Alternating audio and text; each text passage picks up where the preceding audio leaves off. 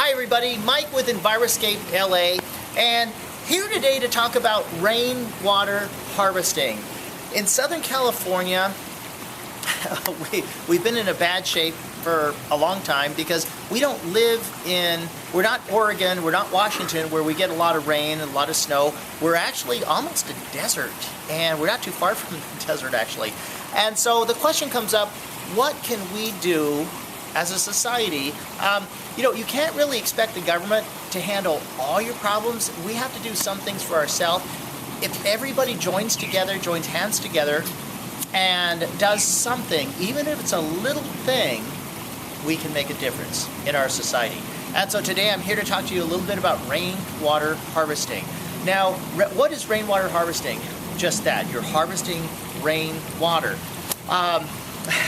Sometimes I'll be walking by a house after rain and I'll see a frisbee that's turned upside down. Well, is it rainwater harvesting? Well, technically, in the most crude sense it is, but not for long. But it's anything that you can do to harvest rainwater. Sometimes people will put a trash barrel out to harvest that precious rainwater. Why do you want to harvest rainwater? Well, go outside after rain and you'll notice that your plants have perked up. They just look better. Why is that? It's because there's actually a lot of nitrogen in the atmosphere, and coupled with rainwater, the purest form of water, it's almost like nature's steroids. It's a fabulous thing for your plants. So you want to harvest as much rainwater as you can. How do people typically do it? Well, I want to show you. This is a designer rainwater harvesting system. This is by a company called theraingoddess.com. I love this idea because it's got this faceplate to it, and it's actually got a spigot down here. So from my roof, water comes off through the pipe, and then it comes into here, and then it actually harvests the rainwater. It's a fabulous thing. And then if there's too much water, I actually put a second pipe on the back, so if it fills up, then the overflow comes underneath here into what used to be a swimming pool. And so this whole the whole backyard at one time used to be a swimming pool that we used plants as the filtration. So it was America's 4th natural swimming pool. Well, obviously, I could read the writing on the wall several years ago and decided that I was going to do something different. Instead of a swimming pool, I live about a mile from the beach, so that's my swimming pool, nature's swimming pool, if I really need to.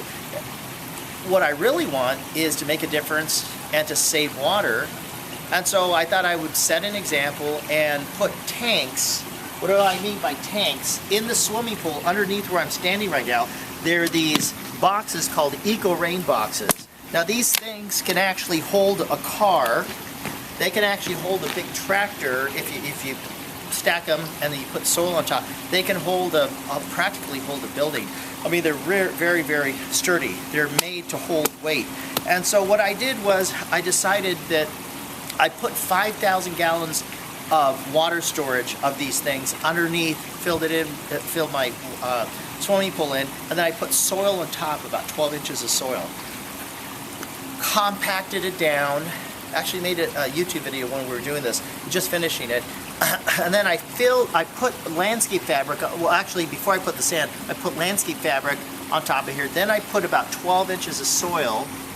So this is all going on underneath the ground. And then on top of the soil, I put this flagstone, but instead of using concrete with the flagstone, I actually used ground up tires, passenger tires that have gone bald. There's a company that actually grinds them up and have a super glue that actually holds it in place. The magical thing about it is when I get a hose and I put it on this, instead of concrete, the ground up tires, it actually, a most amazing thing, water goes right through it. You can actually drive on this. You could have step on it, drive on it, and it won't come out of place, and yet water goes directly through it. Let me show you an example. Let me grab the hose. Because when it was raining the other day,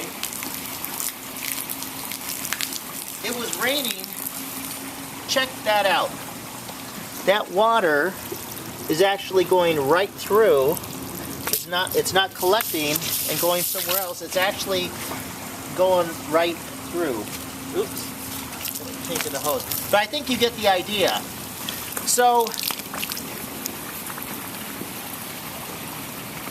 using permeable paving in addition to rainwater harvesting, where did this water go? I don't feel bad. It went into these underground tanks, and it's saving it for future reuse. Now, what am I going to use this rainwater harvesting water for? Landscaping. Especially in those warm summer months, I can click it on.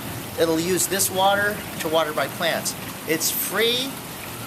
It's the best, cleanest water out there. Now, how does rainwater harvesting work? Well, remember I said that I filled these eco-rain tanks, and then we built the structure. The only area we didn't put eco-rain tanks on are this area right here.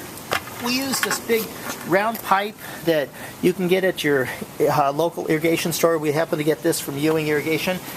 And we have a few pipes that are sticking through here.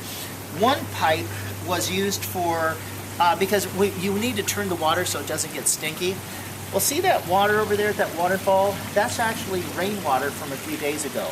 So a real waterfall from rainwater. Amazing stuff. But we used an Awasa pump, so that actually pushes water through the pipe, and then it actually, so you get a waterfall out of it too. That's how you turn the water, so it doesn't have to be real expensive, and you get a waterfall out of it. We have another couple pipes here. One of them is because we do live in Southern California, water is going to turn off at some point. Water is going to run out at some point. When it does, we want to be able to fill this thing up so we can water if we so chose. We also have another pipe that's in there. It goes to the very bottom just about, and what that does, it actually sucks water out for the drip irrigation. Now, most of the stuff I have here in the yard is drought tolerant. For example, the sago palm, very, very drought tolerant. We have pittosporums up here, very drought tolerant. Butterfly bush, very drought tolerant. Doesn't need a lot of water, but it's going to need some. So I guess if I chose, I could get a bucket, put it down that access pipe, and I could do it by hand. But believe me, that gets old. It makes more sense to actually implement irrigation technology, and the way we do that is follow me and I'll show you. This is all this piping right here. This is actually a pump that actually sucks water out of that chamber, out of the pondless waterfall chamber, actually sucks water and it pushes it into this drip irrigation unit. And so you don't want to save water and use it with regular pop-up sprinklers. I promise you, you won't go very far. You have to use drip irrigation. Rainwater harvesting and drip irrigation, they go hand in hand. Also, what we need to do is we need to think of our plant choice. So there's three big things when you think of rainwater harvesting. How you're going to save the water, if you're going to save it in a big way. Number two, your choice of plant materials. You're going to use plants that don't use a lot of water. And number three, you want to use the right irrigation system. You want to use, preferably, we like the Rainbird copper shield technology because you don't have to blow herbicide through it to keep roots out. To make a long story short, use the Rainbird copper shield technology. We use the 0.6 gallons per hour. Anyway, hope this has been helpful. I've made other YouTube videos, other ones we've made, for example, how to harvest water and then create vegetable systems that recycle the same water over and over and save over 90% of water. Stuff like that. Really great cutting edge stuff. The technology's out there. We just need to get the word out. Mike from Enviroscape LA signing off. When you think sustainability, think Enviroscape LA.